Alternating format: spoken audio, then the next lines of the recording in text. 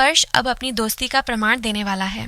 वह जल्द ही शीतल का एक राज सभी के सामने लाने वाला है, जिसके बाद नहार को सच्चाई का खुलासा करना ही पड़ेगा।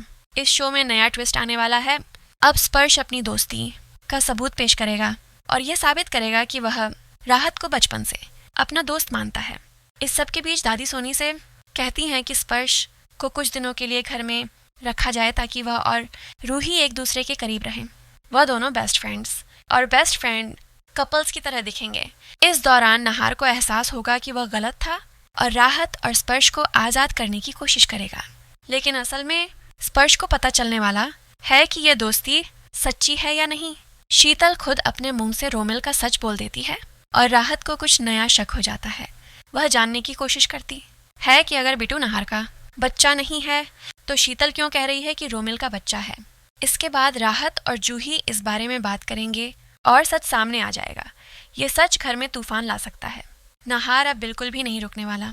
वह सबके सामने सच्चाई का सामना करेगा। परिवार की खामोशी और रिश्तों की उलझने सब खुल जाएंगी। नहार कहता है कि वह अब सिर्फ सच बोलेगा। दादी कहती हैं ये घर रिश्तों से बना है, लेकिन रिश्ते झूठ पर नहीं टिकते। नहार स्वीकार करता है कि वह डर के कारण चुप था, लेकिन अब वह डर खत्म हो चुका है। वह कहता है जो गलती हुई वह सिर्फ एक इंसान की नहीं थी, बल्कि पूरे परिवार की खामोशी की थी। और फिर रूही की बातें सबको छू जाती हैं। सच दर्द देता है, लेकिन झूठ इंसान को अंदर से मार देता है। आज रूही को कमजोर नहीं बल्कि सबसे मजबूत माना जाता है।